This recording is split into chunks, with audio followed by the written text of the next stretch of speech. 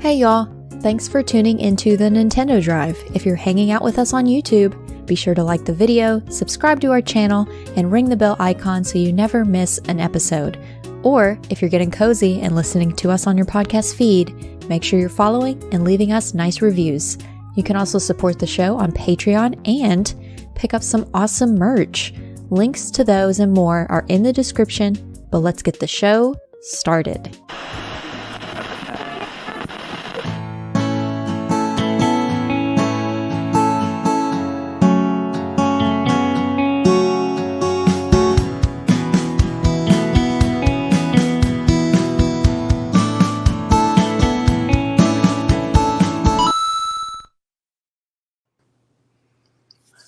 Well, hello. Hello. Well, hello. Hi, folks. Oh, Justin Masson's here. Yeah. Oh yeah. Guys, I'm really sorry for like the super short notice, but I actually can't be here today on this with you. I'm so sorry. What? Yeah, Disappointed. Well, I mean, you know, story of my life. You know what I'm saying? Disappointment is the story of my life. Yeah, I got caught up and busy, and I'm in another town. I'm in another city, and the Wi-Fi in this place is absolute garbage. I'm sorry. I'm just sorry. All right, I'll make it up to you. I promise. Par for the course, dude. Every time I go on Nintendo Dads, Justin has a reason to not be on there. That's true. You know? And here we are. I just don't like hanging out with you. I'm intimidated by your beard. As a man who can't grow one, it is intimidating to me, and I'm scared of it. Right? I'm more like Sean, who apparently can't grow anything. Yeah. Just on my backside, Justin. Just on your backside. Yeah. I don't know. So yeah, I'm really sorry. Hopefully I can make it up to you guys another time. I'm sorry. All right. Well, you know, why don't we just not put up with this any longer? We'll just boot you out. Okay. Probably never invite you back. Well, I don't know why we didn't just invite Tim, to be honest. Tim has right. We could have just done that. Yeah. Probably should have just done that. All right. Well, all right. Sorry, guys. Bye. It's kind of awkward since we already put you on the Melon app and everything. On the thumbnail. Remove the thumbnail now. Boo thumbnails. All right. Okay. Well, sorry, chat. I guess. Adam and John and I can't see and Purple Rioli, like all probably here to see Justin, and he just bailed on us. This was going to be the first time I get to talk with him. I think that was it. I intimidated him. I think you just did. Hang on a second. There's somebody at the door. Hang on. Is it your cat again? Justin Masson is here. What the heck? Going on, in my house? Oh my How did this happen? How did I know? This? You think I would have noticed? Wow. You noticed someone creeping into your house. Actually here. I am here, man. Well, Sean. Those are my headphones. I was going to grab these ones. Earbuds. We can share them if you want to. These. So cute. Yep. Right? That'd be We cute. share this space together. Get on, folks. Hey, oh my buddy. gosh, Hey. this is cozy. Holy Yeah, welcome. cow. Thank you. I've only ever seen that side. Now you can see this side. Yeah, I don't like this Well, side we've as seen much. each other in person. Yeah, I know, this but like, isn't new. I've only seen the room from this. There's so much There's a bathroom. foam. I know. Yeah, for there's- those there's a bathroom right here. Yeah. Like I could probably throw something into the toilet. You could from go where I'm from sitting. here, actually, just depending You could on just do it now. Yeah. Like just I mean, this depending is on a your- swing arm. This could go all the way there, That's what and she you could said. stand there. I love Could it. be a different show, you guys. Very different It's show. going to be a different show. Yeah. In person. We've never done this before. This is great. Look at this. So exciting. Look at Look at this. this. Look Look at this. So this. Look at exciting. this. Hi, chat. I Who's love all here? this, Anyone? dude. Yeah, lots of people are here. Lots of people. Yeah, here, Great. we'll I get chat love filled it. up here. I've done all the the Oh, look intros at and whatever. this. Yeah. This is Yeah, you so got the chat nice. all That here. explains the spotty Wi-Fi, John 32. Mhm. Yeah, I know, right? That's spotty Wi-Fi here. It is Well, rough. you know. It is real rough. Yeah. Man. Well, who for people like most people don't know who you Yeah. are. Most people don't know who I am. Right. Okay. That only hurts slightly. Who are you? Why am I here? Well, Sean, let's start off with that. Why am I here? Yeah. That brings us to actually why I'm here. So, the Nintendo Dads podcast been around for 8 years. I am a co-host, co-creator, executive producer, CEO, director, basically everything. But what we did this last year, as you know, Extra Life 2022, I remember. we raised over $10,000. Congratulations for Extra Life for Children's Miracle Congrats. Network hospitals around North America. And that was a number that just was outrageous. We never thought we'd beat it. I didn't think you'd do that. And yet we did. So what we said is that we wanted to make it special. Yeah. So I brought all the Nintendo dads into Nintendo Dads HQ. We sat around the boardroom. We had a discussion about how do we make, because we already have an amazing community, how can we make this moment, this $10,000 so much more special? And we said, we're going to pick one person where we're going to hand deliver their prize that they won from Extra Life. And so we shuffled around the box, and sure enough, Sean Capri's name came out. So I got in on a plane and flew from Nintendo Dad's HQ, an undisclosed location, climbed a couple of mountains, did take a submarine to get here. And so we wanted to bring to you your prize that you won in Extra Life 2022. Again, because we believe Nintendo Dads is the greatest Nintendo community that there is. We believe relationship is important and just being present with people. So you were there. So I'm literally bringing you this gift to something that you have won. I'm sure this is an amazing prize. I'm sure this is a real. It's legitimately a real prize. Like this is an actual real prize that you won because you. Did I donate to you? You did donate. Why did I do that? I don't know. You donated Sean to the Life campaign, and so this is the prize that literally there was one person we want to do it in person. That's how much we love our supporters, our fans. Thanks. I think we're the only community that does this because we're that amazing. Because we raised $10,000 and you didn't. But I don't want to keep raising and bragging about the fact that we raised over $10,000. We didn't. Did you guys hit 10? I don't know. I think you hit like 9 and we hit 10 or 11. I can't remember. I think I have a medal. That's It's impossible to know. 5. No, it was a gold medal. It was a gold medal. No. Yeah, I'm so pretty sure we beat you. Legitimately, this is an amazing thing. This is a cool thing. Holy crap! I know this is legit. Like I'm not just screwing with you. Okay, yeah, you weren't joking. I'm not screwing with you. It's the Flynn of Crimson, the official art book. This is awesome. Big thanks to Studio Thunder Horse for actually providing us this as a donation prize and a physical copy of the game as well. Lockwood, I beat you to your physical. I was about to say it. The Yeah. first Justin physical. just waltzes in here. waltzes in, I'm a boom. Nintendo dad. He's I've just been doing this for a taking decade. over all the jobs. Shirts on as well. Whenever we're here, just like to brag a little bit about it. You know, that's how we do. Well, it's a Justin, nice art thank you. book That's too, very right? sweet. It's going to go up on the shelf. And I think I'm going to have to make room on my shelf. You were poking around back there a second ago, having a peek, and I thought you were going to ruin us. Rooting around a little bit. Stop looking. Stop looking. You have Ritz crackers, though. I like that. So at Extra Life, okay, I got food poisoning the night before. And Justin Masson, the charitable man that you are, came to my rescue. He abandoned the rest of the Nintendo Dad, showed up at my my hotel door. Yep. I was in rough shape, and he gave me 2 Powerades, box of crackers, and off-brand Pepto-Bismol. That's true. But Justin Masson that I know doesn't do things out of the greatness of your heart. No, I do it so that I can hold it over you until the end of time. I knew that. Investment. I know that. So when I want to pull those chips in. So I'm paying you back. You can have it back. Yeah. I am handing you back everything that you've given to me. I'm rolling over. Look at that. That sounded like an electrical shock. I thought it was the bubble wrap that I just rolled over my chair. But you can have that. That is the gift. Thank you. You can have that. That is amazing. So now you feel like we're square. We're even. Okay. Yeah. No, I still feel like there's a debt. That's no, it's even. So what'd you give him? Powerade. So I got 2 things of Powerade. 2 big Power. Same size, by the way. Yeah, same size. Same color. Box of Ritz crackers. Not same color. No. And Pepto-Bismol. Off-brand Pepto-Bismol. Yeah. That is the way that we roll. This is fantastic. That's beautiful. Thank you, sir. I appreciate that. Thanks for being here, dude. You're welcome. Thanks for having me. I'm so excited. And again, this is the first time I've been on the show with Seth. And this is the first time I've ever met Lockwood. Yeah. Hi. How are you? Hi. Hello.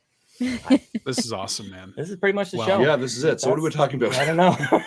We just hang out. Yeah, pretty much. Right on. Look. Okay. Yeah, look, Drag News in here from the House of Mario. Oh, nice. TPR, very cool. Yeah, TPR was there. TPR was there with us. Yeah. Looked like I got hit by a truck. That is true. I looked basically the same. Yeah, that was rough. Yeah. It was a rough time. Yeah. Why does this look like a show and tell between you and your uncle or something? I that's all I got actually. I was like, what else can I do? This is pretty solid. This is pretty amazing. Yeah. That is a big art book. That is a massive the size that matters. No, I think it's beautiful. Again, that is a massive art book. I don't want to touch it too much more. It's wrapped in plastic. Yeah, it is crinkly. Yeah. ASMR. Later. ASMR. Later. Bubble wrap. Oh yeah, some Justin Masson ASMR. That'd be pretty sick. I don't think Justin Masson does ASMR. I don't, but I can. Hi, welcome to my ASMR video. Yeah. What do you want? What do you buy? Yeah. Super loud. You should have stopped at McDonald's. So Adam, here's a really funny part. I don't want to like dox Sean. Yeah. So he gave me his address. So I was like, okay, I'll search it up. And then I'm looking on Google Maps, and then I was like, I wonder how close like a McDonald's is. Holy cow, do you live close to that McDonald's? I'm telling you, people think I'm lying. No, like it is backyard. legit, like in your backyard. I was like the indicator I was getting close to your house is I saw the McDonald's. Yeah, I'm telling you. Because I looked at it briefly on the map. I was like, oh, there's the McDonald's. Okay, Sean's there. Yeah, I did think about it. It explains a lot. Those golden arches, dude. So there you go. Yeah, nice. Yeah. Anyway, glad you guys are here also. Yeah. Yeah. They could not look more bored. I know. Low key though, Justin, I'm really it's great because we've been like ships in the night for like 2.5 years, and so it's really cool to finally have you here to talk about Nintendo, to get a little bit of business Justin perhaps tonight, because we do have some business Justin related things. So I don't know. We need to steer the ship at a certain point though, because if it's just like me, Sean, and Justin, it's going to go off the rails. So Lockleth, we're depending on you. Yeah, probably. Keep us in line tonight. No, I'm excited. Yeah, this is great. I'm very excited to be here. Thank you. So what are we talking about? Yeah, let's talk Nintendo, because that's why people. This is the Nintendo Drive Show, right? Yeah. Okay, cool. I know you do so many of these other drive show. I was like, I don't know. Too many. Yeah, talk about Xbox. Should I pretend to like I care about PlayStation? Oh, okay. Right. That's how I thought you were going. No, right. No. You have an Xbox. I do have an Xbox. I've been playing it. Yeah, cool. Yeah, cool. Let me tell you how disappointed I am in it. That'll be in the post. What a perfect segue. What a perfect segue, Justin. What have you been playing, my friend? What have I been playing? I have been playing Metroid Prime Remastered. Yes. I have been absolutely loving that. I missed it when it came on the GameCube because I didn't have a GameCube. But I'm loving this. This is such a fantastic game. I am hopeful for Metroid Prime 4 in 2023 is my hope. Really? I think it might be the October game-ish. I don't think it's the holiday game. That has to be a bigger juggernaut. It may. I think so. I don't know if we're going to get Metroid 2 and 3 this year. I know there's always that hope but I think them releasing it is kind of a primer, right? Don't mind the pun of prime to prime, but I really think that they're just trying to build the base, get people reintroduced to it. I also wonder if Metroid Remastered is showing us sort of the modeling that they're using for Prime 4, right? Some of the graphics, some of the frames, some of the work that they may have done that may be showing itself in Prime 4. So we may be getting a little bit of an inside look to actually the work that was being done. And I don't think the team that actually did this was a big pull from Retro. I think there's probably a sub team, or maybe I think I'm pretty sure at the end of it, there's a lot of smaller organizations that supported them in that as well. So it'll be interesting to see, but I think Prime 4 is on its way. But I've been loving Metroid Prime. And I started a little bit of Minish Cap. Started a little bit of that. Haven't not got far. Like, do not think I got far. Like, literally 20 minutes in. But I was so happy because I missed that on the GBA. And it feels so good on the Switch Lite. So that's what I've been playing. Nice. Yeah. Nice. Playing some video games, dude. That's right. awesome. Every once in a while. No game sampling. Fortnite and the Overwatch and playing some actual video games. I love it, man. Well, Sean, I know you have a lot of video games you've been playing. I've won. Don't make me out to be a floozy like this Justin Masson over here. I am in you're in a committed. I am in a committed relationship. Committed. For now, I am in a committed relationship with Fire Emblem Three Houses, the 2018 game that. What are you shaking? I have never seen his eyes glaze over so quickly. Right. And then he's like, and let's talk Pokemon. This is how I remember that I actually really enjoyed podcasting, as if I needed another reminder. Like, I enjoyed podcasting with you guys, and then you do this. But you know what you just did? Actually, you reminded me of our dear friend, the late great Bobby Pauls, the Nintendo guru. Sure. Because I would often tell him a game that I was excited about, and he'd be like, "Nobody cares about that." Like 0 people. Let's talk about this. So Fire Emblem Three Houses. Okay, not you're patronizing. I am a little bit. So you're not playing Engage? No, I don't have it. Oh, okay. I didn't finish the game that I bought before. What brought you back to is it coincidence that happened to be the fact that you're doing both, like Same time. I wanted to buy Engage because I see people playing it and it looks great and everything. But yeah, like your mom's voice shows up on your shoulder and you're like, you can't buy a new toy. You haven't played with. You already have one at home. I have one. I have one. You already got one of the video games. And I feel like I've reached a point where it's 3 houses and triangle strategy and Xenoblade 3 and 2 and I've stacked up I think 1,000 hours of RPGs. Wow. Did you get Live Alive as well? I did not get Live Alive. Okay. No. And Octopath is coming out this Friday too. I haven't finished the first one of that either. Wow. Okay. Me either. So I'm dedicating I have a committed relationship with Fire Emblem. And you know what? Damn it, Justin. Yeah. I'm enjoying it. It feels nice. It feels nice. Yeah. I'm you know what? For the first time in a long time, I'm happy. Whoa. Could somebody snip that? Could somebody clip that? I don't know if you can do that on Melon. Clip that. Send that. I would like to see that, please. I'm happy. I'm really enjoying it. I'm really happy with I life. am. I'm 30 hours in. I've gotten to... Last week, I was hoping that the game would take a pretty stereotypical like JRPG anime twist. Yes. And things are getting dark. Yeah. Man. It's getting interesting. Yeah. Okay. Mm-hmm. Do you... And I guess maybe there's a question for... I stayed the same age. The students got 5 years older. All right. Yeah, we were just talking about that. Yeah. Mm-hmm. So maybe this question for everyone on the podcast. I find when we roll around to January, and especially as a Nintendo fan, I am typically not as enthusiastic about their first half or their first 3 months. I find I do a lot of sitting in my backlog pocket, right? Like I'm like, no, I need to clean this out. I need to clean this out because it always feels like that January, February, and March. They're typically putting out things that I'm not super dedicated or interested in. Nothing that's really like I have sparks. So I usually find the first 3 months of the year, I'm pulling out my 2021 games, 2020, like finishing it. Let's finish off Xenoblade Chronicles 3. Let's spend more time over on Fire Emblem. So that's kind of the reason I asked that question. Was it just the coincidence of it, the timing, nothing out there that piques your interest? It is generally January, like the first probably quarter of the year, every year always kind of does this. And who knows how long? I don't think it's going to extend this year like other years. Last year I played not on Nintendo, but I played the Rise of the Tomb Raider and one of the Gears games. I think it was Gears 4.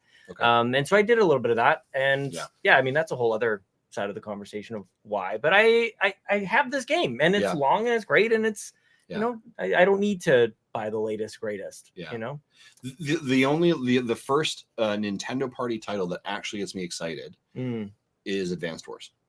And that's an April. That's an April, right? So I'm like, and I typically find that in that first 3 months, because what we also see from Nintendo, this is a little bit of the business Justin perspective, is that typically in the first 3 months, this is where they're putting out their remasters. So typically games you've already played before, right? So in this pocket, we're having safe bets, right? This pocket, we're having Kirby, right? A couple of years ago, we would have had Donkey Kong Country, right? A couple of those games that you've either played before or may not. Pokemon Arceus is probably some RPGs somewhere in there throw in there, but I'm not super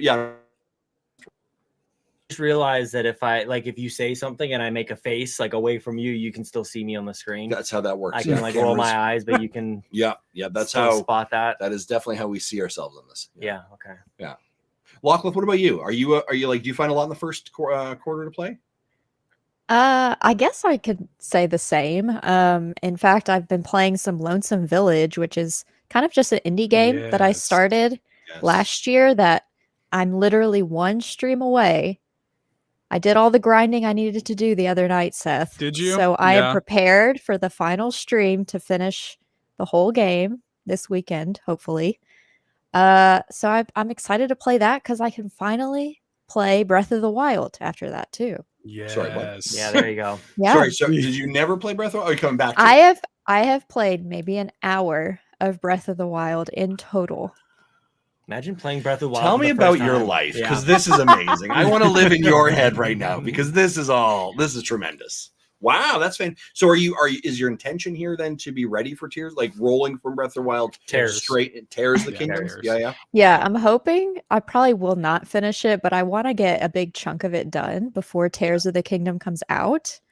And to step you into my brain per se, Animal Crossing is what takes up, a lot of what's going on up here.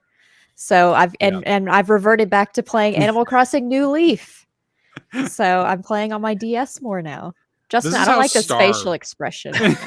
I do not appreciate. No, listen, this is not me judging you. This is me feeling bad Oh. for you. Oh, all right. That's also a judgment. No, it's not. Like, I feel bad for you because of it sounds like you're an Animal Crossing loving person, like who enjoys it, and then like Nintendo just put that thing out to die. They're Like, so starved. They're going back to the old one. How frustrated are you? Because I think that so I've never been a huge Animal Crossing fan. However, I will say this one I put in like 40 hours. My daughters loved it, right? Like we were the pandemic family who did Animal Crossing, right? And so we vested into it. And I was like, Nintendo, you got yourselves a hit. Like, you just got to keep feeding this beast, right? And we can see that in the sales numbers at number 2 in the entire life cycle, right? We see that. And then for it to literally have just died, like, I'm like, you have such a dedicated fan base, and I'm assuming you are included in that. That for it to die, like, my heart hurts for you. I have upwards of 3,000 hours in Animal Crossing. Wow. Like New Horizons Animal Crossing? Yeah, just New Horizons. Can you imagine? There's nothing I have done in my life. I don't even know if I've been like a dad for 3,000 hours. I'm like the quagmire of Animal Crossing. I don't know if Lincoln's been alive for 3,000 hours. I'm picturing the whiteboard over here doing some like math, like coming back, like, oh my God, no. Wow. Yeah, and it just feels like they just killed it. Like, are you still finding stuff to do, or is it really the dailies, the routine, the establishment? I'm big into the design, which is enough for me, but they just released everything in that 2.0 update and just left it after that. They're like, here's everything, instead of releasing it out in pieces like they were doing. They just released it all together and probably set some stuff aside for the next Animal Crossing in like 8 years from now. But you're right in regards to the starving bit, because that's kind of one of the reasons I went back into New Leaf on the 2DS is play the old one. For the actual like 3,000 hours is 125 days. So not quite. Only a third of a year. Right? It sounds like a lot. Like, at all. In all fairness, I get the report at the end of the year of like how many hours I put in Fortnite and Overwatch, and I'm like, that's hilarious. I am embarrassed by this number. Like I was very much shocked that they did not monetize that. Right, like, here's our new DLC package. Here's a new blah blah. Here's like it felt right for and not to be like evil corporate business, but like they could have easily monetized that. And like and the thing that blows my mind is and with the data shows you had so many new users to the Nintendo Switch, to that game, buying the hardware because you're really of the like pandemic. Twisting. You're like really like digging in and just like give it. And just like.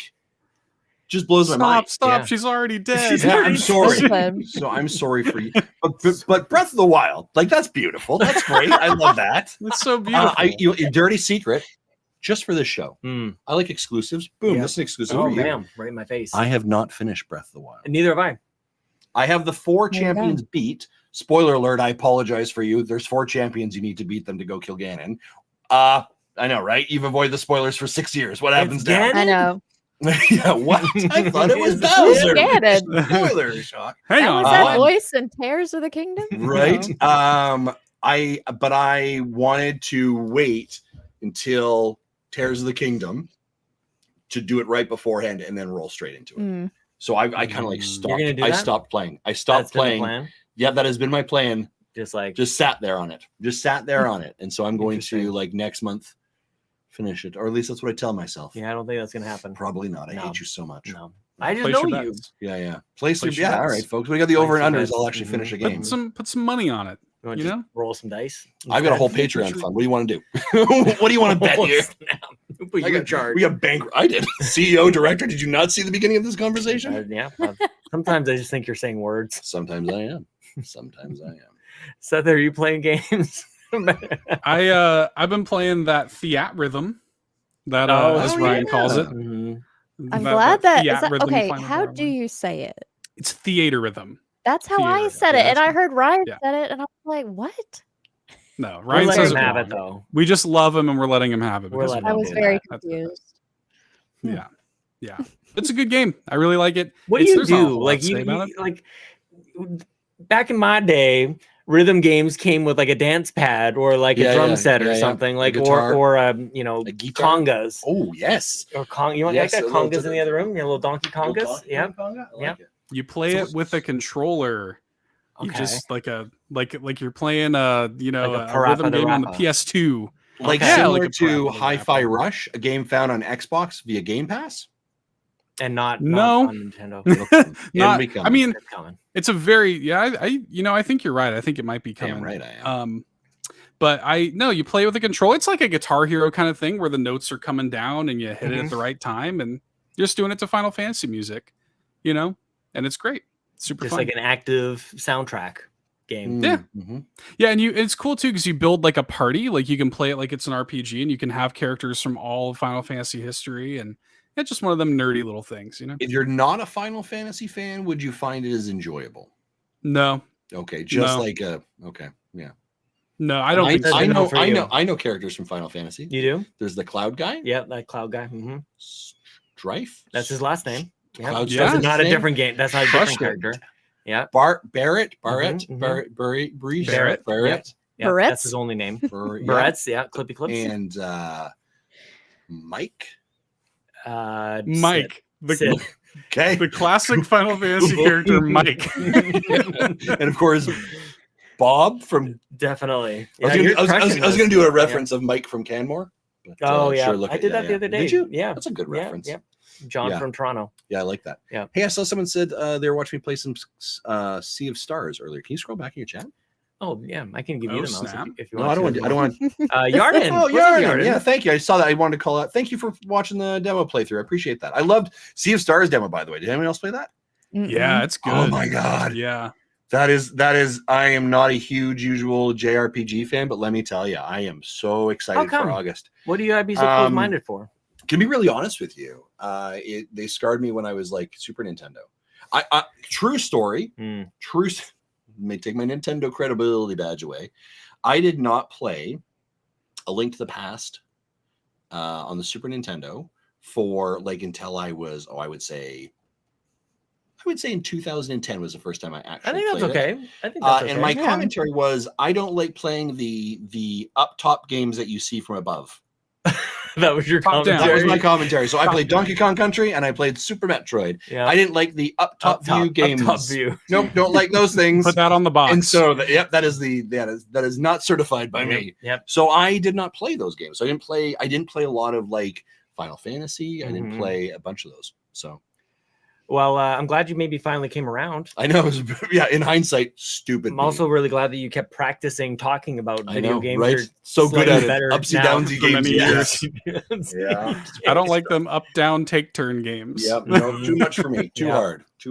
No, we've learned a lot from Jesse over the years. Right. We sure have. We sure have. Next time he's on the show, though. Is he going to be here live? Or Tim. Yeah, he's good. That'd be cool. Yeah, have Jesse fly out, dude. That'd be cool. Listen, okay, let's simmer down on the budget. All right, we choose one person every single year. All right, let's bring it down. Well, you're welcome back anytime. Now I don't have to, buy you anything ahead of time. So now we're even. Wow, feels like our relationship was only built on Gatorade and Ritz.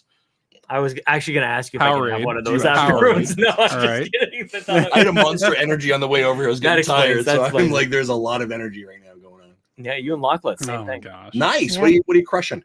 I finished my Red Bull already. Nice. Finished it. Yeah, it's gone. Hello. Oh my gosh. It's only 12 ounces. Straight Red Bull? Yeah, original. Yeah, full sugar Red Bull. Fair. That's great. Yeah. What flavor did you have tonight? I had the Monster Green one. The green one. That's the original green flavor. The original one. Yeah. I do with Kool-Aid as well. what flavor are you having? Red. Yeah. It's red. Yeah. I don't know. It's red. My wife hates me having their green one because it gives me like my upset stomach and some burps. So I'll be driving home after like a long car ride. I'm like, and I'm just trying not to burp. Like, like it gives me gas. So I will burp, and I'm in the car, and I don't want to like. Yeah. It'll be like you're a gentleman.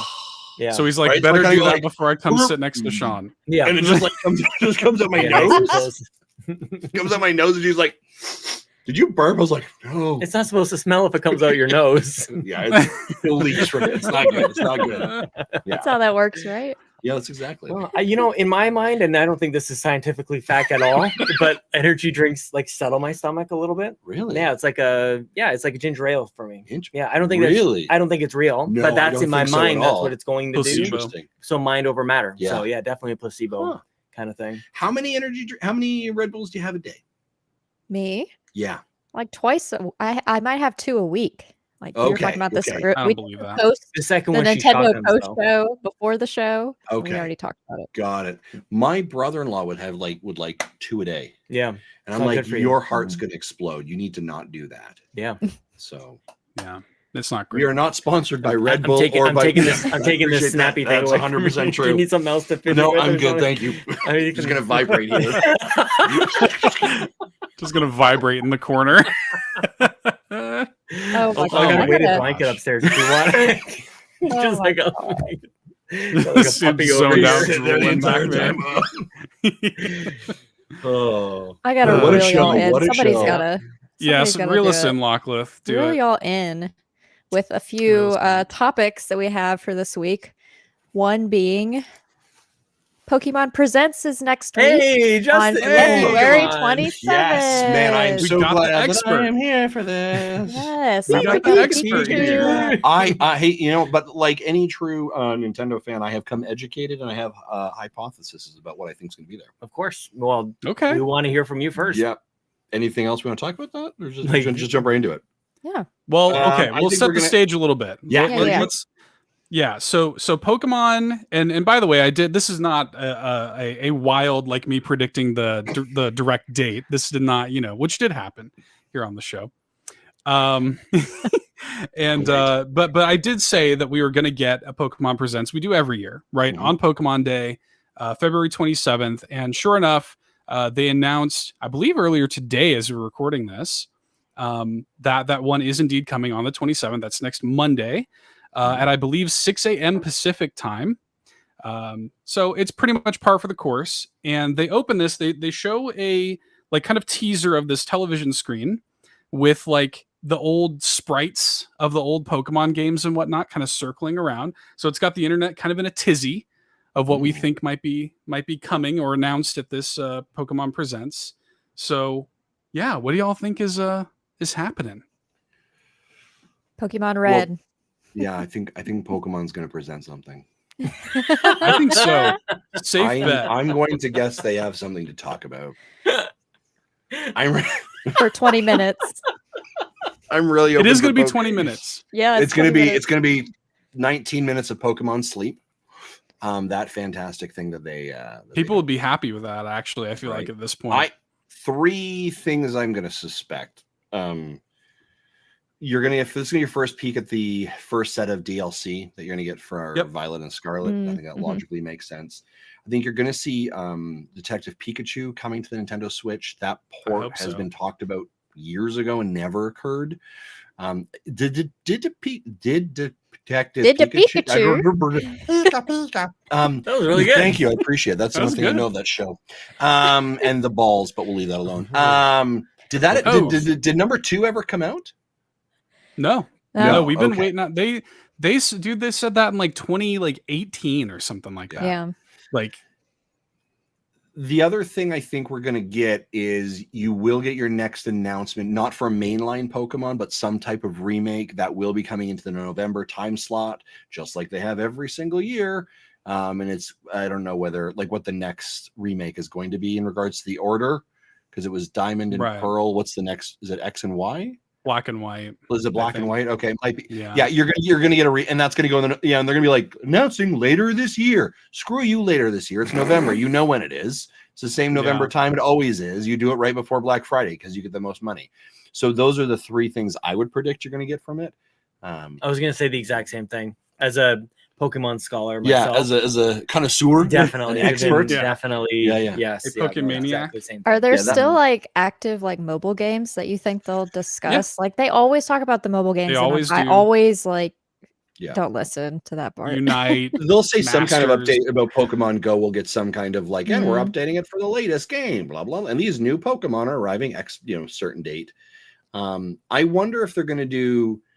Now Ash has been on a real journey recently. right? I wonder if there's going to be some conversation about like some new TV show or a spin-off or what the next phase is, because he's done his whole adolescence. Journey. Has he done? Yeah, right. Actually, growing some facial hair, buddy. Finally, because that entire series now ran because he became the champion.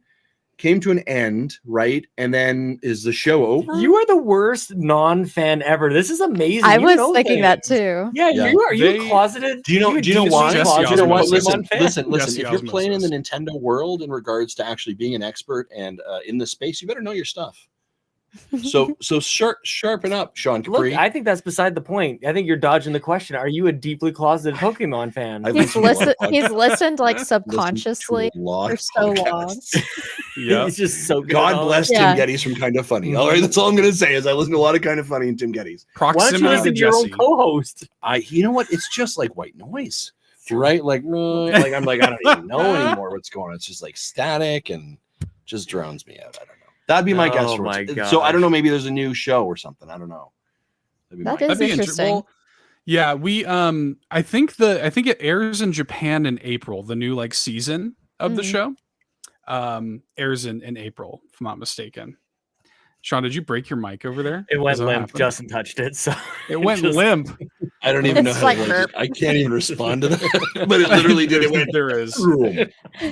There's no response. It's all over. Yeah. I want to touch on something that I kind of want to hang on for a second. Is this notion that I feel like a lot of people are getting very like worked up about, and that's the old games coming potentially to NSO.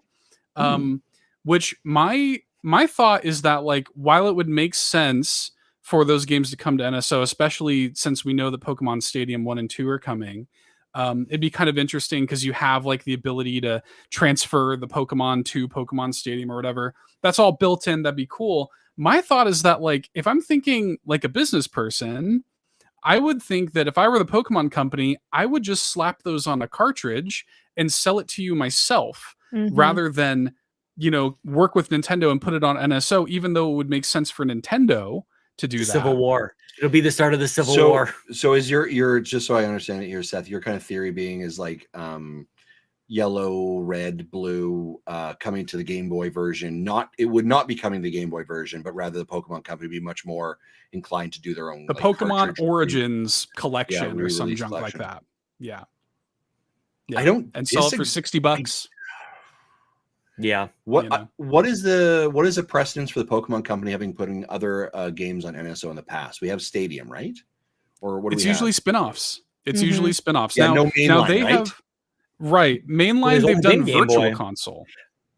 Mainline Pokemon has only been Game Boy. Sorry, yeah, but what was it that was put on the the N64 recently? Was it Pokemon Snap? Yeah. So again, that's the part. We have spin-off games. We don't have mainline. Yeah, we've never had a mainline, right? The only reason I say that is because I think we've quickly forgotten that Pokemon was a Game Boy game, and then it being on Switch is a big deal. Yes, we're counting how many clouds show up and everything. Like it's a big deal that now it's just a given that you can play a Pokemon game on your TV, like a mainline Pokemon game on a console. Like that's just without the GameCube and the whole system. Yeah, right. I do love that idea though, and I think like from a business perspective, I think you're 100% right, Seth. Like I would say, let's put out the Legacy collection or whatever it is, right? And it is you get to go in and here's the Game Boy one, and maybe there's some type of like whatever color you want, and by the way, if you finish.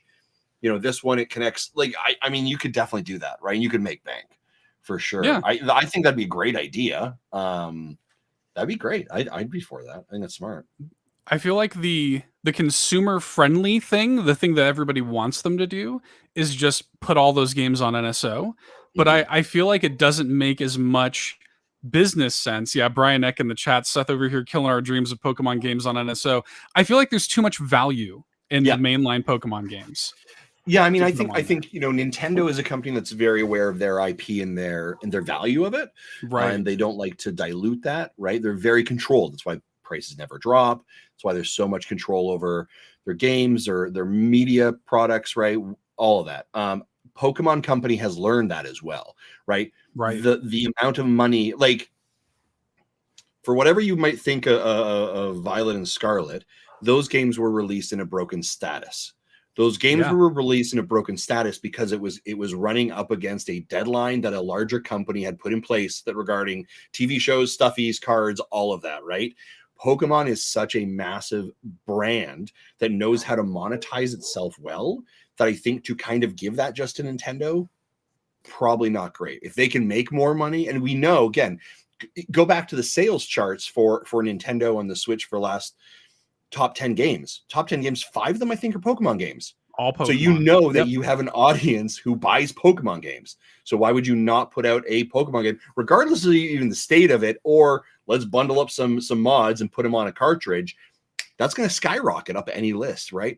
So I think there is this kind of balance of monetization versus kind of brand identity, and I think that they're doing very well with that. I would kind of shocked if they don't do that, if I'm being honest. That's a great idea. Yeah. Is it a hot take if I want them to be on a cartridge versus on NSO? That is a little bit of a hot take. I just feel like everybody is getting very like kind of, and don't get me wrong. Would it be great if they do that? Yes. And I think it would be huge for NSO, and Nintendo would love it, right? Nothing would make Nintendo happier. Yeah. But I think that I think that the Pokemon company is just very cognizant of like the value of that. They know that we'll pay that money if they put it on a cart, if they do what Square is doing with Final Fantasy, the pixel remasters, right? There's a reason those games aren't on NSO. You know what I mean? Like there's a reason we don't have that, because there's more that they can do with it. Well, I think you've seen, and actually I want to come back to this Lockless. So why you said, is it a hot take that I want on a cartridge? Can I ask like why? Maybe there's something I'm not seeing. Well, people want it on the NSO because they'll automatically have it right then and there, and they can play it. They're subscribers of it. I am too. I have the family plan one and everything. Yeah.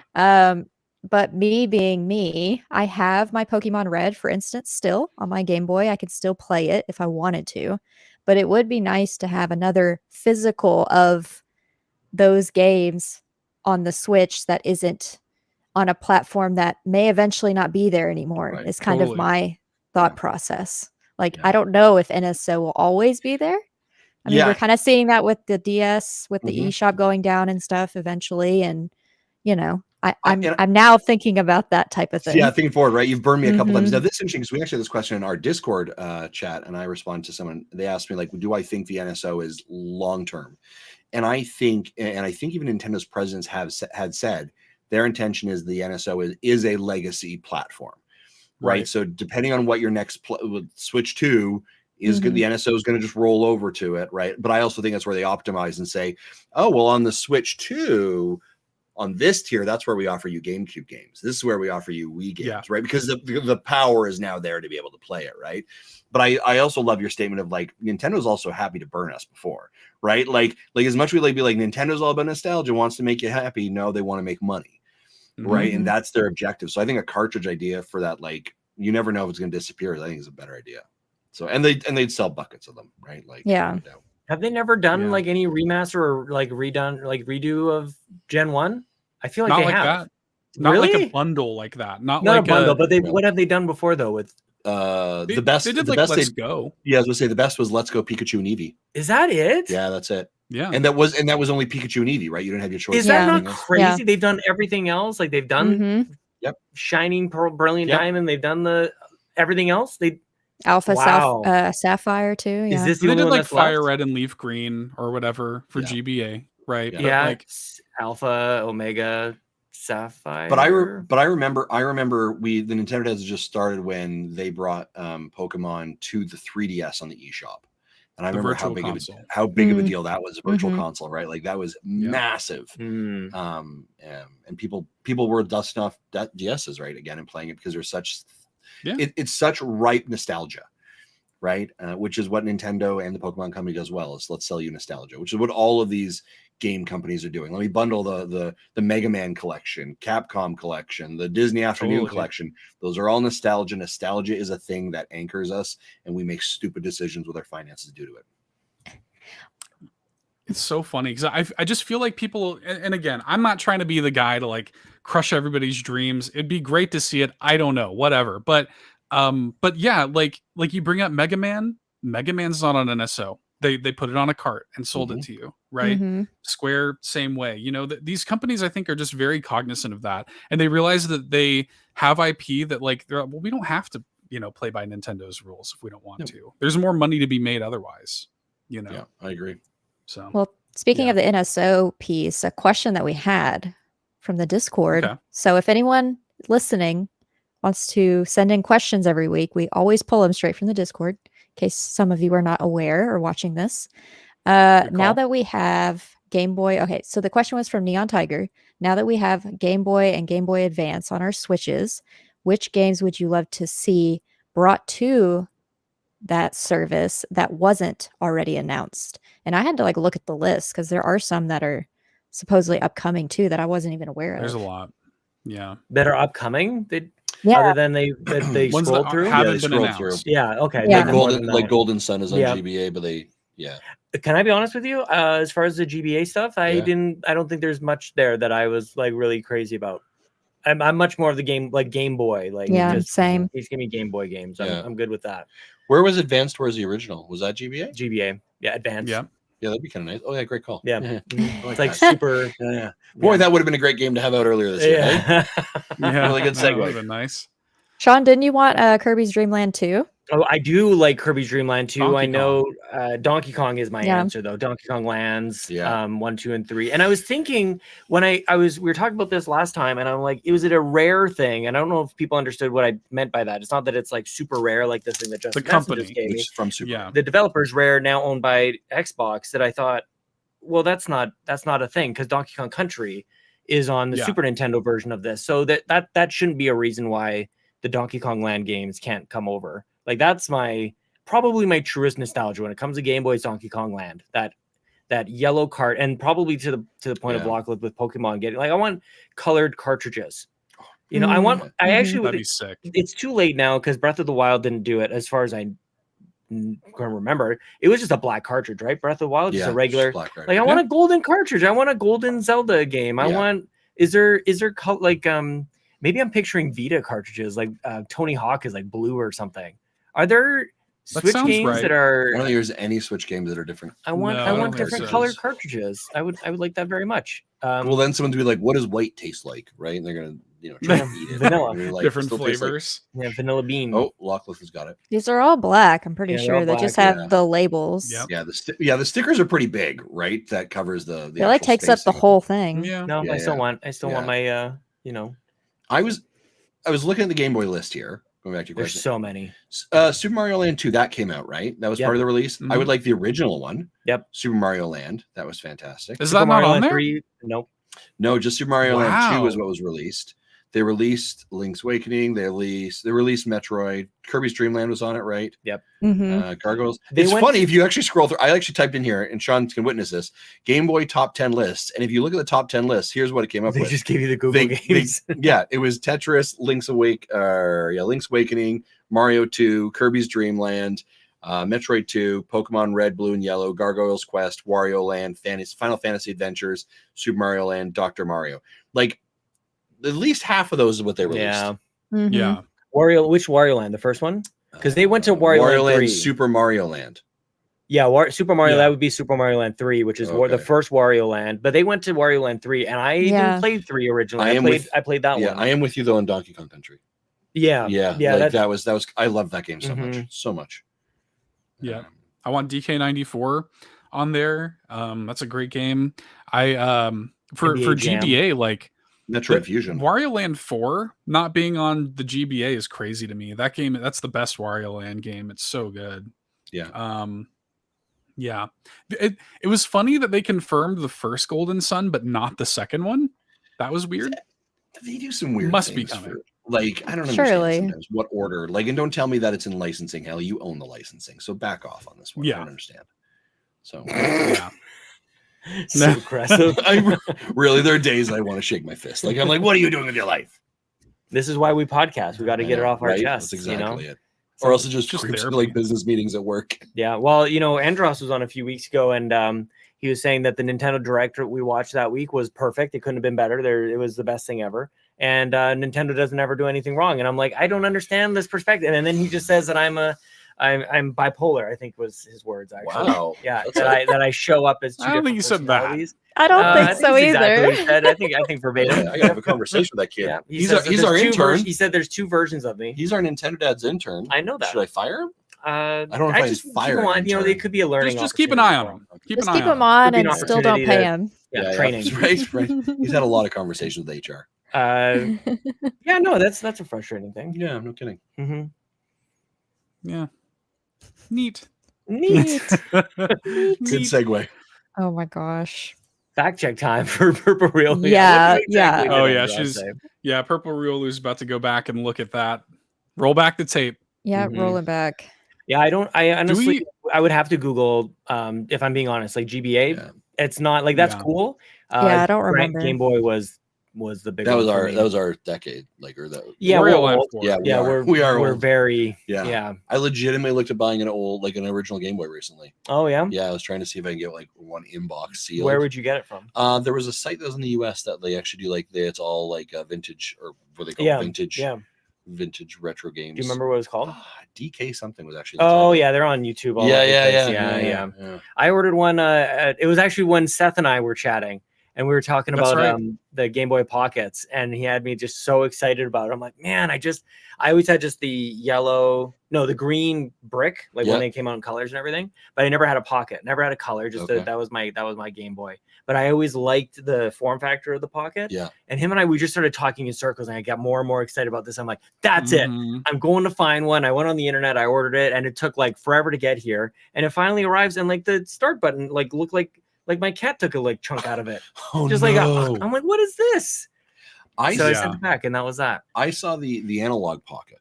Oh, I want one so I bad. know, They're and I was so like, expensive. I feel like that's gonna be the rabbit hole. Yeah. Like if you already have the games existing, then you're fine. Yeah. I don't have any of the games, but I was like, but I want the games. Yeah. And I'm like, this is a You bad can emulate decision. them, can't you, on that? I don't feel good about that. No, No, I feel fine. About it. I have morals.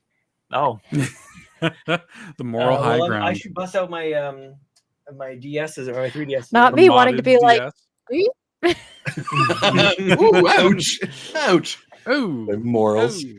I got a Ritz box of morals, what I got. Yeah, I think I put it away. That's all right. oh my Yeah, god. Speaking of morals, do we want to talk about the Microsoft thing that happened? Yeah, that was in what I the was middle of the gonna ask. night? Business Justin is here. Let me see if I can pull it. So let's talk about this. Let's talk about What? it. Okay, I've actually got the actual Speaking of that thing you just brought up, right.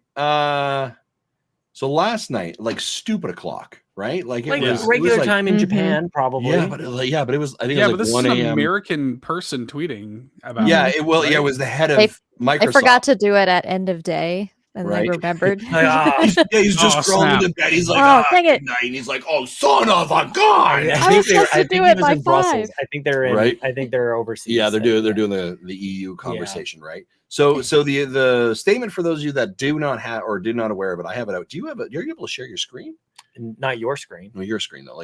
Yeah. You're not pulling this up and you're not sharing with your audience? No, you go ahead. No. You can read That's it. the PlayStation. Nintendo right? that records on Thursdays. Come on over and see. I think if you ever listen to the show, no, I you really listen don't. your friends' podcast ever. Occasionally I do. Yeah. Yeah. So, Just not mine. But the problem is that what happens, I end up yelling at people in the car about it. I'm like, no, Sean, you're wrong. And I was like, Seth. Yeah. Right. So the do email the same statement thing. was, or the statement was, Microsoft and Nintendo have now negotiated and signed a binding 10-year legal agreement to bring Call of Duty to Nintendo players the same day as Xbox, with full feature and content parity. So you can experience Call of Duty just as Xbox and PlayStation gamers enjoy Call of Duty. We are committed to providing long-term equal access to Call of Duty to other gaming platforms, bringing more choice to more players and more competition to the gaming market. There it is right there. Hey, there it is. Yeah, well done. I'm Sean's glad like, I- there you I go. just had to reach. Yeah, there was a lot of by there your was laps a on my hand keyboard. I'm coming just left to my crotch, and I was like, I don't know what's happening, but I'm gonna continue. Let me reading. go back. What morals? Yeah, right. Listen, all right. I like your energy. So let's break this. So here's my question. I guess I would have a couple of things I would want to kind of break down here and parcel out. First, very important notice that they do not say Nintendo Switch players; they say Nintendo players. Right. Right. So that's critical. So if you're thinking that tomorrow Xbox is going to show up and be like, here's Call of Duty, back off. That's not happening.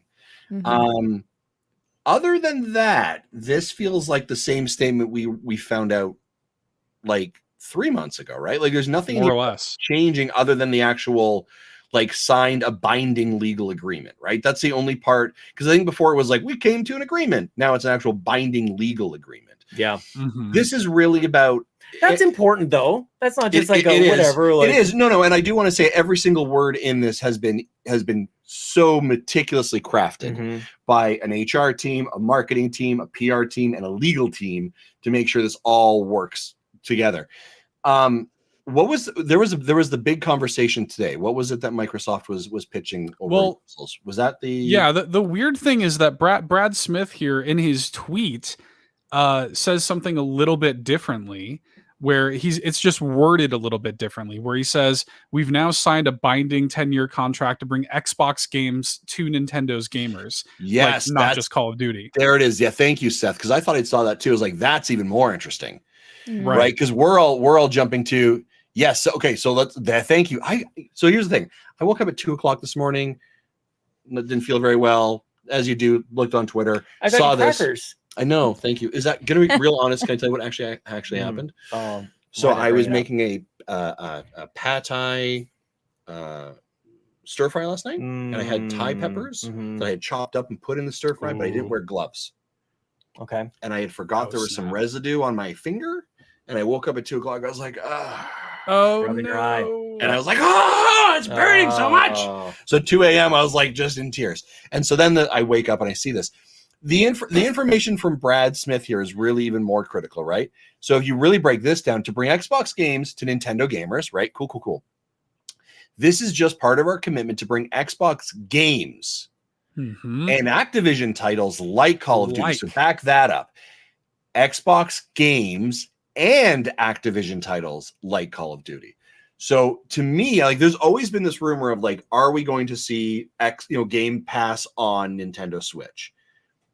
This makes me wonder if there is more and more likelihood of this agreement, because really what Microsoft has to make an argument here is, no, we're playing nice with everybody. We're bringing not just this game, every game. It's like they need to dilute. So what they need to do is they need to dilute the idea that, yes, Call of Duty is important, but Call of Duty isn't everything to us, because we really do want to play with everyone, because they need to downplay that, because PlayStation is playing it up.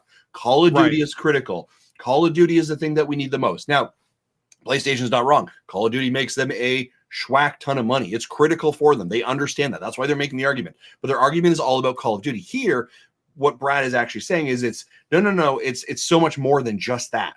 And actually how we're benefiting the entire ecosystem of video games in general. Yeah, Tim just showed up, right? So I think this is a very interesting statement. Like I said, the tweet I think has a bit more context than just the PR official verbiage. That's the real story. Is in the tweet. Yeah, because that's the thing too. Is I look at this too. So with full feature and content parity, not price parity, not graphical parity or power or performance parity. What a pessimistic way of looking at that. I looked at that as going. I look at that and go, look what EA does with FIFA, for example. That's what I thought they were talking about. Everybody jumped to they do terrible with FIFA. What are you talking about? That's what I'm trying to calm down. That's what I'm trying to say. Is they're saying that it will be feature parity, not like what EA does with FIFA. So you've seen what other publishers do when they put games on Switch, and it sucks. They're trying to make a point here. With full feature and content parity. That seems like a good thing. And everybody's they're not saying anything about price or pixels. I don't even know what else. Like, I don't read it that way at all. I hope you're right. I look at it and what would you expect? I feel like price is going to be more? No. I think that like if you're making a statement like this, I just feel like you have an obligation, I guess, to the audience to put it all out on Front Street, to just say like, here is exactly like what we are planning to do with this deal that we've just signed. And I also think that this is something. I think there's an obligation to the audience to say like, when Call of Duty comes to Nintendo, here is exactly how it's going to be. I'm not saying we're not going to get this anytime soon, but some kind of thing of like, hey, we're not going to do something with like microtransactions or anything like this. It's not going to be handled differently. It's not going to like look way worse or whatever, even though everybody's already assuming it will, you know, like I feel like there's something to be said there. Feature and content parity. It seems like it's going to be the same game. Maybe. Maybe. Why do I feel like this is a discussion over the corporate office water cooler? Like you just came from the stakeholders meeting and the CEO had this whole statement, and you're like picking it apart. I know. I don't understand that. Well, I think in all fairness, I think to your point, Lachlan, is that like that is really what everyone's doing now is parsing all of this out, because as much as what is said is what is not said, which is valuable to this, right? And I even kind of think, and if we go back to the statement before, to bring, you know, if okay, so let's just say if you use the following statement, we ended this period somewhere differently. We have now signed a 10-year binding contract to bring Xbox game to Nintendo gamers. This is part of our commitment to bring Xbox games to more players on more platforms. Take out the Call of Duty part, take out the Activision part. That's an incredible story. That's interesting, right? And so now you start thinking, well, how? What does that look like? What games are you bringing? Are you bringing Halo? Are you bringing Gears? What is, or is it Ori, or is it Hi-Fi Rush? Like, what are the things that you're starting to do, and how are you doing it? Right? What does that have to do with anything? Well, what I'm saying here is that their commentary around Xbox is that they are like, if you just took those things away and you just focused on that statement alone, because there is two parts of the tweet. It's the Call of Duty part and the Xbox part. Okay, I think there's the two parts of the Call of Duty and the Activision part, because that's what's new. The way I look at it is like they're saying this stuff, and it's like, cool. Well, like Apex is full feature and content parity, but we know that Apex isn't the same on Switch as it is everywhere else. You know what I mean? How is it different? Like graphically, sure, graphically runs worse. You know what I'm saying? So like, I feel like I feel like it would have been nice. I'm not saying, you know, it gives me a little bit of pause that they're not saying like, hey, also we're committed. This isn't going to be a cloud version. This isn't going to be this or that. Like, it would have been nice if they had said like, yeah, it's releasing. It's going to be the full price. It's not going to be a cloud version. It's going to be, we're actually committing to this, and not just like crapping something out to make the regulators happy and to make it look like, you know, we don't know anything about how this is actually going to work. Yeah. You know? Well, here's the reality, though, Seth, is I don't think they know either. Right? Probably haven't bought them yet. They don't. This is literally just a statement about showing that we signed the deal. We signed it. Yeah, but here's the thing: they signed a deal that is contingent on that occurring. Right? Like here's what Xbox is basically vested. Right? Time and money for lawyers. Right? To create that document. Time and money with the Nintendo lawyers to figure this out. And that's it. And like Nintendo just needs to sit back and be like, cool. Yeah, they're like, we'll just wait. How about you figure out you? And it works for everyone because Nintendo gets a cut off every piece of software sold. So bring the biggest game over. Yeah. What I don't understand, and maybe my reaction is just kind of like, what's with the defenses?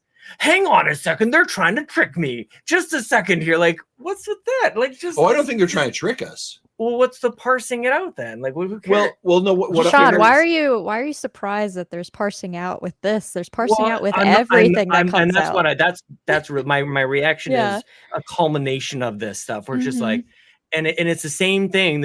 You look at this tweet and you do the same thing over with the NVIDIA streaming service. It's the exact same. This is more of an Xbox kind of thing, but they're doubling down on the Activision acquisition is going to result in more games being available on more platforms to more gamers, because the argument from Sony trying to shut it down is the opposite, that they're going to try to make things exclusive. And so all they're trying to do here is show commitments with everybody except Sony that these games are going to be everywhere. And it's like everybody looks at that and goes, they're still trying to trick me. And if it's cloud service, then like, who cares? Like, it's better than what you had before.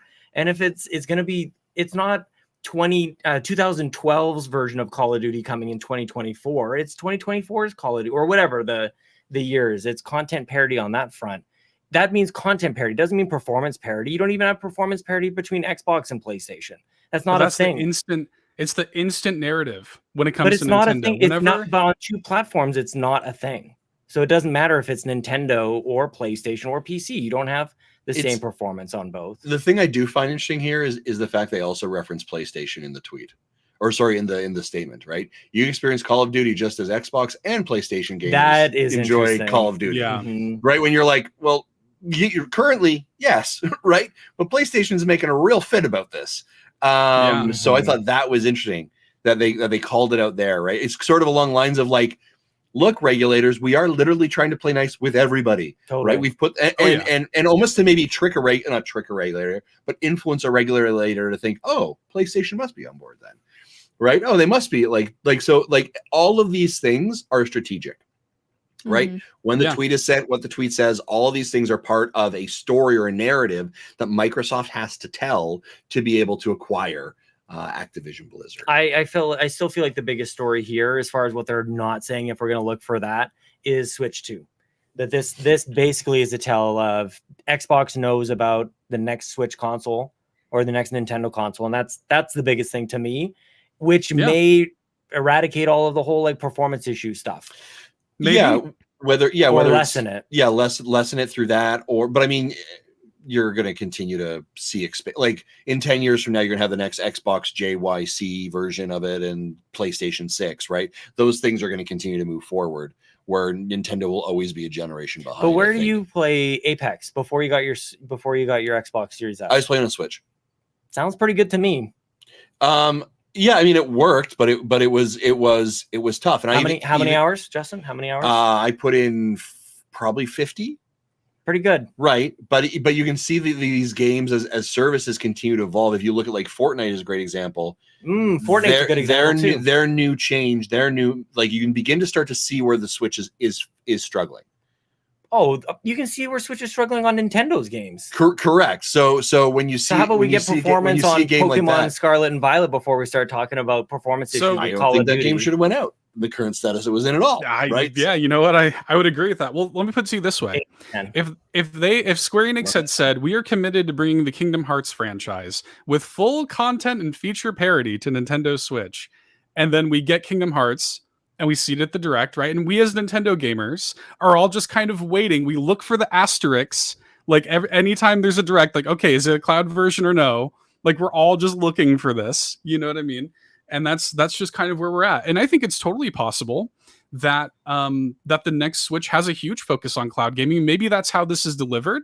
But like I definitely am sort of just, I look at this and I look at it and it gives me pause, not like this is some amazing thing. I'm much more interested in the idea that other Xbox things could be coming, that xCloud might be coming, or that whatever. Yeah. I think that's the interesting story, right? Is I do think, yes, it's Call of Duty eventually, right? Okay, cool. But like, what else is and Microsoft and Nintendo have been dabbling together for a little bit here, right? We've been dancing, right? But like, what are we actually gonna do about it? And I mean, and I see Tim here in the chat. Tim has always said like Xbox on Game Pass, right? Like, and I do think that forces some cloud components of it for sure. Nintendo continues to want to push that narrative and want to continue to grow in that space. Xbox has an infrastructure and a backbone that allows for it to do that thing, right? So why would you not push through it? Sorry, are you scrolling through Edmonton Oilers photos? I'm done. Just done? Okay, all right. This conversation, yeah. Okay. I generally don't like talking about the Activision deal because I don't like it. And we usually don't. This is maybe the most news-focused episode of all time. I was gonna say, like, what was happening today, though, right? Today was a big day for them, wasn't it? Today was they went in front of the UK regulators and they brought some very interesting data, being that it's actually very, in terms of actual market share, very skewed in PlayStation's favor, like very skewed. Like in hang on. There's a pie chart that's going. Well, if we're talking about this, and again, we need to pay attention. Whoa, have you seen the pie chart? That's interesting. What? My prediction is Xbox is exiting the console business long term with the goal just to put Game Pass on everything. Oh yeah, I think that's a great statement. That's totally. Yeah. The pie chart that's been going around the internet today. I'll bring it up. Today. I'll bring it up. The World Water Park. World Water Park, West Edmonton Mall. I'll bring it up here. Did you just type in pie chart? There's a pie chart, and I love a good pie chart. Oh my! I love cake charts. I love pies. Brownie charts. Yes. I gotta bring it up here eventually. But there's a pie chart. Get out of here. Get out of my way. I gotta get my hands in your lap. Hand near my thigh. Oh. They're talking about this market share thing, and it shows. It's the dumbest pie chart I think I've ever seen. Here it is. I'll bring it up on screen for everybody to also see. It's a pie chart that shows the European economic market share as of 2022, with 80% going to PlayStation, 20% for Xbox, and Nintendo is not on this pie chart. This is a pie chart that is adding up to not 100% of market share. So I will say the following as an individual who resided in the European economic area for 2.5 years. I would say that is a fairly accurate representation. In the Nintendo is non-existent over there. Nintendo over there is very thinly existent. Well, so hang on. PlayStation has such it is FIFA comes out, there are kids queuing at the store, right, to end up getting it, and it's on PlayStation 5, and it is when you walk in, it is at the front. You have got PlayStation 5 banners everywhere. You've got PlayStation pushes hard, especially the FIFAs, the Call of Duties over there. Xbox market share over there, I couldn't tell you any of my friends who actually had an Xbox over there. They were all PlayStation people. And Nintendo was a very small market as well in regards to yes, they should probably have Nintendo on that market. It's outrageous. But Brian Turford, who's right about everything in the chat, says the UK regulators say that Nintendo isn't a company in the gaming business, so they didn't include it in the chart. I actually believe that. So they that's ridiculous. Yeah, I was going to bring it up. That's what I was going to bring up, is that the UK regulators actually requested this because it's not relevant to the argument. That's insane. Yeah. So Nintendo's irrelevant to the argument. Yeah. The House of Mario. Yeah. And then there's some truly great, in Japan, where it would have been a huge, like it says there in the tweet, 96-4%, where Nintendo's market share is way bigger than it would be in Europe. Right. So, right. Again, where's Nintendo in that kind of shit? It's just, the thing is, and I was saying, I can't remember where I was saying this, one of the 30 podcasts that I do. Yeah. Just driving cars. Every piece of information coming out of the Xbox camp right now is trying to get this deal to go through. They're obviously incentivized to do this. It's $70 billion. I think they're going to get a return on this. So every factoid, every metric, everything is them trying to get it through. And I agree, Console Kato, Gengar is cute. What are we even doing? I do like this thing that he says over here, which appears to be a direct quote, I believe. With Nintendo, we're bringing Call of Duty to 150 million more consoles that wouldn't have had it previously. Yeah, no kidding. Like the first thing, if this actually goes through, that they're doing, and I don't know actually how much overreach they can have right now. Actually, I do know that they can't. Now, what they could probably be doing is quietly slipping a note under the door and saying you should start doing this. But the moment that goes through, and Phil Spencer comes in charge, it'll be like, I don't care what division you think you're working in, but you're working on the division to get Call of Duty on the Switch. You have 150 million consoles install base. I want that thing out yesterday, right? Because we need to monetize the bejeebus out of that. Because we just spent a lot of money, $69 billion. We need to start making some money back. So get it out on those consoles now. So it'll be interesting to see how quickly that moves through. Cloud version. So to shift, but not really shift. What Xbox games would y'all want to come over to Nintendo? Let's talk positives here. What would you like to see? I do believe Hi-Fi Rush will be coming to the Nintendo Switch later this year. Yeah, I would love to see that. Probably around September, and that direct is very similar to where we saw Tunic placed this year and where we saw Death's Door last year. I think that'll be kind of their hit song there. I'd love to see Gears of War just because I like Gears of War, but I don't know how likely that is. I'm going to be really honest with you. I sometimes challenge with what is a game on Xbox and what is a game Xbox owns in regards to what they're actually able to bring over. I think the logical response, of course, would be I'd love to see Halo over there.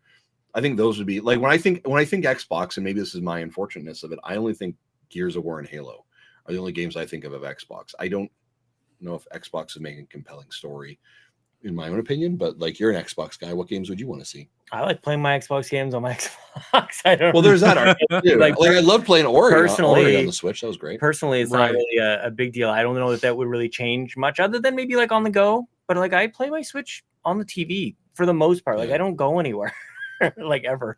Yeah. I think Pentiment. Pentiment. Yeah. Oh yeah. I want to bring back Viva Pinata. Yeah. Yes. To the Switch.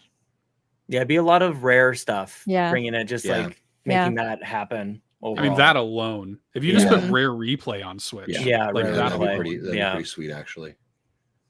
Yeah. The problem is they own so much now, right? Like it's kind of hard to say what is and isn't theirs. So yeah.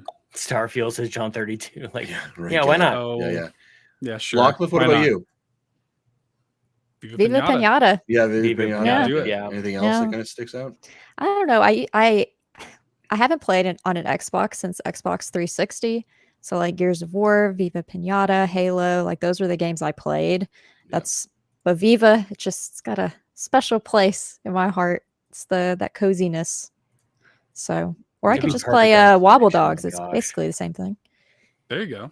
Nice. Play that Wobble Dogs. Fable, that's a great one. That's the correct answer.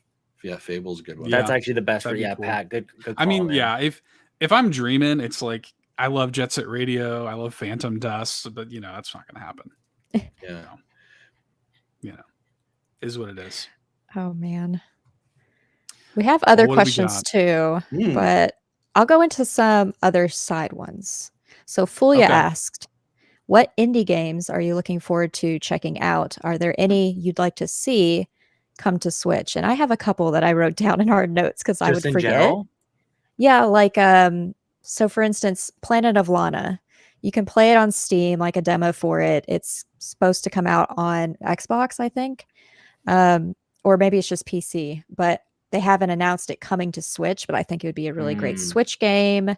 It looks really nice. And if nobody knows what that is, it's like an adventure puzzle platform that follows a young girl and her loyal friend who embark on a rescue mission through a colorful world of cold machines and unfamiliar creatures. I'm terrible about describing games, so I had to literally Google. That's great. So it looked really cute. I can't remember all the places it's coming to. Oh, okay. But it's not coming to Switch, or at least it hasn't been announced. I don't think it's currently confirmed. Yeah. I feel like that's a hard thing to answer. Like, I feel like every indie game just defaults to Switch. I've got a list pretty much, right? Of indie games that I'm looking forward to. Now they're already listed for Switch, but I've got like Gunbrella, Wizard with a Gun, The Plucky Squire, Wild Frost, Endless Dungeon, Sea of Thieves, Have a Nice Death, WrestleQuest, Mina the Hollower, Metal Slugs Tactics. Where are you at? Disney, Illusion Island, Haunted Chocolatier. Right, for the good folks that brought you Stardew Valley. Like, I think there's some just fantastic. Again, I think the Nintendo Switch is great for Nintendo first party games and fantastic for indie games. Right, that's where they've really made their content. So I think that would be great. But I think those have all been. I'm about to say Justin listed them all. He listed them all. Switch. Not all of them, because there's a game called Ribby the Game that you can also play on Steam right now as a demo.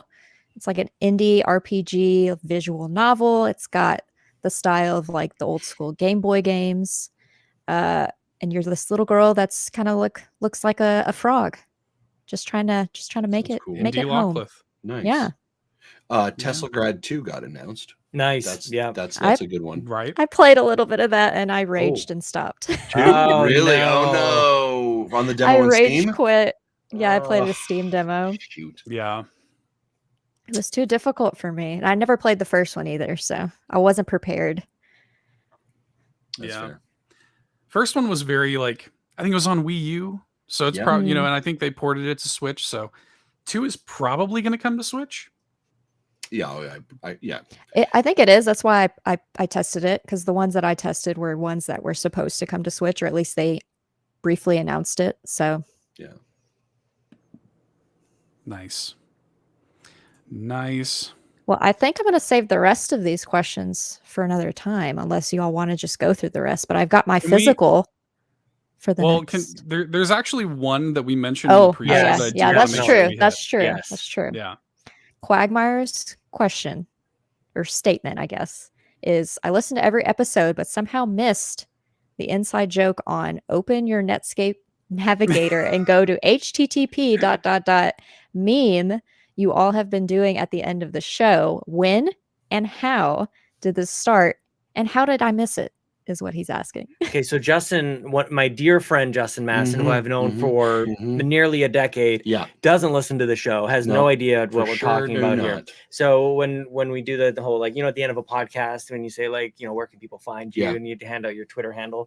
One time, so this is answering the question a little bit here. One time I just started to, for some reason, instead of saying follow me on Twitter at Sean Capri, I said www.twitter.com, as if like I would say, like, go to patreon.com/carpoolgaming. I said go to twitter.com/Sean Capri, and then I was like, why did I just say the whole URL? That was unnecessary. And so that became, instead of just twitter.com/Sean Capri, became www.twitter.com. Then it became HTTP. Netflix. Now it's Netscape. Start up your AOL free trial. Yes. Drive your internet cafe. Free trial. Oh my God.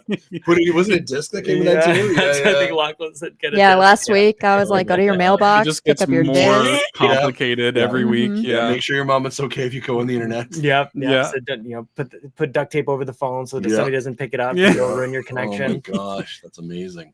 That's great. Yeah. So that's it was very, I will say it was quick. It happened before our eyes. So it wasn't like we decided, I don't think, like, okay, this is going to be a thing. It was one time I just kind of went into twitter.com/Sean Capri, and then it just kind of, that's how these things happen. That's funny. Yeah. I was going to say, the important thing to note is that it never happens on purpose. It's like almost never intentional. The whole post show exists basically by accident. Yeah. So. I think that's how a lot of, like, the good stuff starts, like with memes on your own podcast or your own inside community. Things you don't intend, but they just happen to catch on. Well, classic story. I don't know if these guys know this. You know this story well because it involves your heartbreak, which is awesome. As far as things accidentally happening, you went to Bobby Paul's with the suggestion, like, hey, you should do a Nintendo podcast, as if like to do it with you. Yes. But Bobby did it with me instead. He didn't realize that the suggestion, the implication was the planting of a seed. He ended up going with Bobby, went with me instead. But that's why all of this is here. It was in a parallel universe. You and Bobby. Probably did a better show. I doubt it. Well, It's two very strong personalities on the same me and show. Bobby? Yeah, for sure. That's why you always bring in the weaker person. Bobby knew it couldn't work with him. Why would you set me up like that? Like, why would you do that to me? Yeah. Sorry about it. Sorry about that. Sorry. No, but now it's a ridiculous thing. Now it's that is the thing about podcasting, right? And the communities that you build, sometimes I think people forget is that there is so many, like, inside jokes and ridiculousness of it, right? Like it's funny because people are like, oh, Justin's hate for the Pokemon, right? We saw it in even the chat here, right? Like the reality. Down. Yeah, well, I know, right? But the reality of, I think, podcasting is that, and I think you and I have had this conversation before. It's you kind of take your personality and you turn it up a bit. You turn, you turn up past 10 to 11 or 12, and you find one thing that becomes kind of like this, like, I'm going to anchor myself in this, right? Because if we're all like, Pokemon's amazing, next topic, right? Like, that's a horrible show, right? And so my hatred for, like, I'm very well versed in knowing Pokemon, apparently, but it, like, on our show, I'll be like, this is stupid. Know your enemy. My God, I can't believe this Jesse's Pokemon, man. This is horrible. Blah. Because people find that funny and they connect with that idea. It's my favorite part. My favorite part of the episode. Right? That's exactly it. Right. And so people find these places. So there is this kind of these caricatures that I think sometimes we end up playing. Justin hates everything except for you, Console Kato. You're the best. I mean, even Kato and I we would jump on the eShop just for a little bit, and that became like, that's a segment. Yeah. Let's just buy dollar games. Like, okay, that's a thing. Yeah. And now you just stop by my house every once in a while.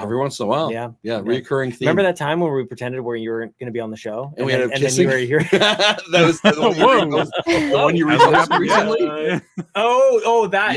Yeah. So on Twitch, when I used to stream on Twitch on Thursday nights, when these guys are doing Nintendo Dads, in the middle of my stream, I'd stop playing a game and just watch the Nintendo Dads, and I would green screen myself into the show. And Justin, instead of paying attention to his own podcast, would be watching my stream. Yeah. And there's that weird delay, right, with the Twitch and everything. So I put myself green screen beside him. Yeah. And then we managed to we're like virtually it was perfect. And you can see who's paying attention to the podcast live on the show versus who's watching my stream. So it hit your screen first. Yeah. You start laughing. Then Donnie Reese from PSVG guesting on your show. It hits his screen and then he starts laughing, and then you start laughing even more. Well, and the odd part about it is, like, so if you're not watching your stream, you don't see what's going on. So like Jesse and Marty and them are watching their own stream to watch the chat feed, and all you see is me going. And they're like, what is going on? Gosh, yes. I thought Justin was predicting how tonight was going to go. I thought Justin was like, hey, let's see what happens, right? Like, I thought. I brought a gift. I got Ritz crackers. Anywhere, and who knows where this night's going to go. You wined and dined him. Excited, right? You wined and dined him. That's you got it here. Yeah, there you go. You share this. Yeah, we can share the screen. Okay, maybe once more. You guys can talk through this. I mean, did it? Before the streams started, Justin, didn't you have Sean like smell your skin? Oh, yeah, that's so true. Sweet. That is very true. Yes. Yeah, we have an awkward relationship. It's special. Or a weird relationship. It is special. I think it's special. Yeah, here you go. Sean, your placement. Also, notice the mustache. YouTube.com/carpoolgaming. Oh my god. Yeah, and you can see like everyone's like, wait, what's going on? No, I'm waiting for you to react to me. Yeah, the delayed reaction. You could see Dottie be like, "What's happening?" See, and then it hits. It's just amazing. Yeah. So yeah, we have a good time. We have. We give each other a hard time for sure. It's all out of love. It is. Yeah. Now get out of my house. That's fair enough. I'll take my Ritz and get out of here. Do you need a bag or anything? No. I need to warm up your car. Bag. Oh man. Yeah. It is cold. Did I say bag funny? Bag. No. Bag. Get your bag, eh? Get your bag. Get your bag. Give us our physical, Ockleth. We can physical. Get the voice home. Ooh, what do you got physical? So that I always show physical every week, and this week I'm showing, which is nothing special, but it's kind of special. Hey, that's great. The Zelda Breath of the Wild box, kind of I guess a reminder that I'm so close. You're committed now to starting. Yeah, I am very committed. I've done what I need to do to finish Lonesome Village this weekend on Sunday so that I can get into it. And I will be streaming when I play it too. So if anyone wants to see from new eyes playing Breath of the Wild without too much backseat gaming, come hang out with me. That's awesome. Yeah. So this week's physical was a plug. Basically. Yeah, why not?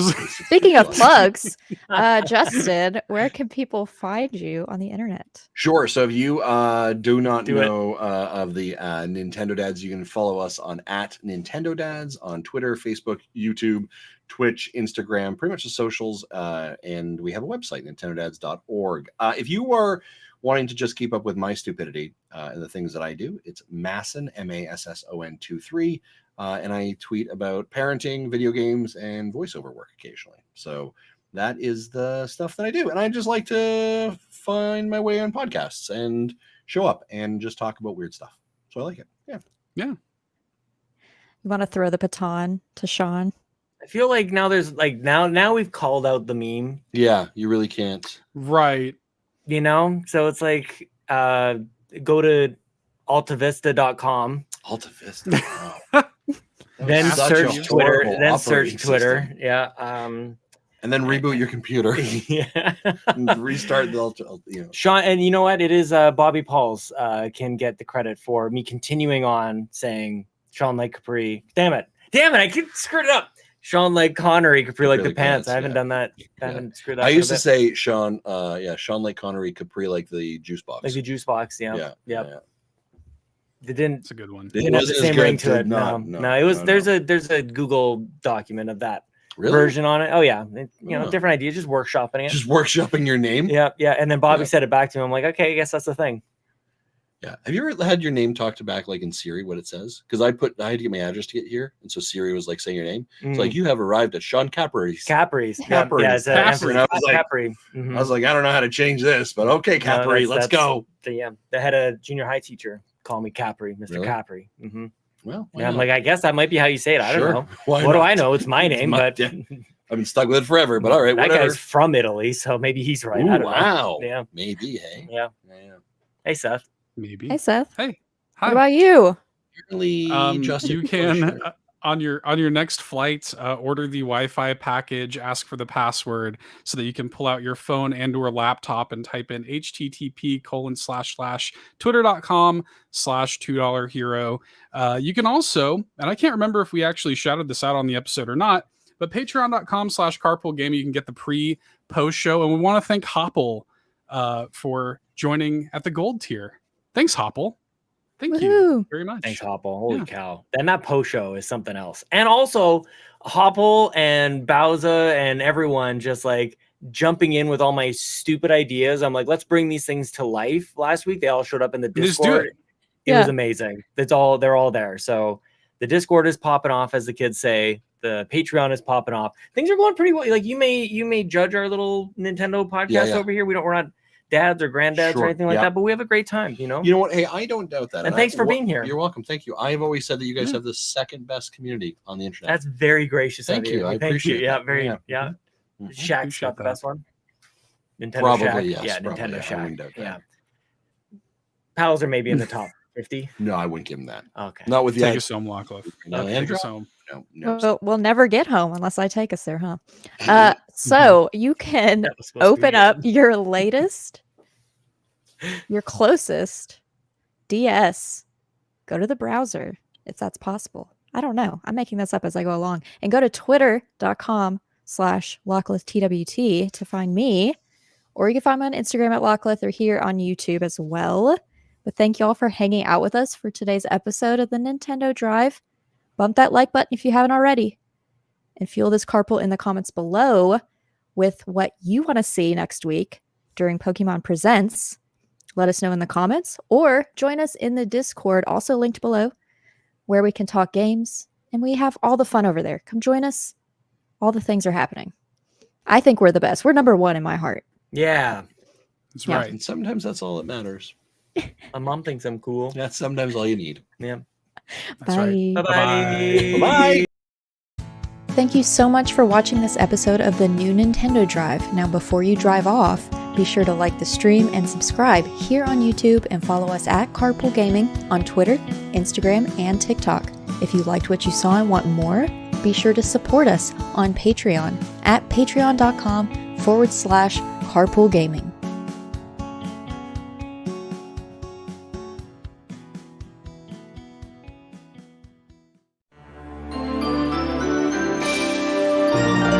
Beak.